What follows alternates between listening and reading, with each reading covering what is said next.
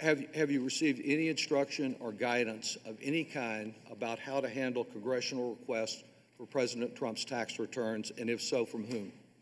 I have, because I've read this in the press. So first of all, I haven't received the request.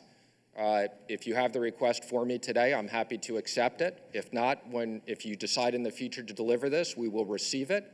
I can't speculate on the request until I see it.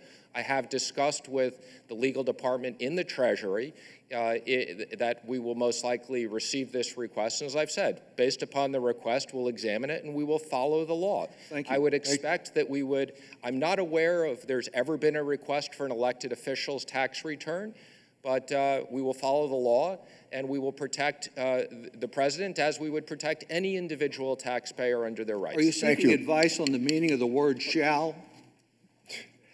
Thank you, Mr. Chairman. Good morning, Mr. Secretary. The federal tax laws should be administered in an impartial and nonpartisan manner.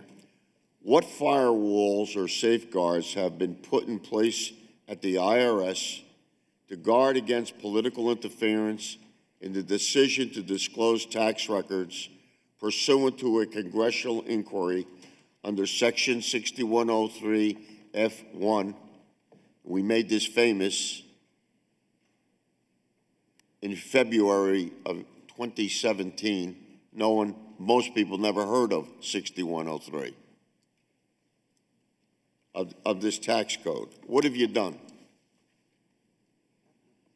Well, first, let me just say I agree with you completely. The IRS's job is to protect taxpayers and what have you done, Mr. Secretary? Time is awaiting us. You're referring to 6103. Are you referring to your potential request for the president's tax return or the normal operation? I didn't mention one time in what my question was, so don't think what I'm thinking. I'm asking you what you're thinking about my question. Well, as it relates you're wasting our time here. As it relates to the normal operation of 6103, that's done by the IRS. I believe they do it on an impartial basis. And as it relates to any potential requests, I said we'll review it at the time. Mr. Trump claimed President Trump, he would not personally benefit from the tax cuts in the tax bill of December of 2017. How can we know without seeing his tax returns? Can you tell me that? Well, I'm not aware of the president's financial situation other than what I read in Apparently nobody is. But I would just comment that I assume that comment is that he has properties in New York and other places that are impacted by the SALT deduction.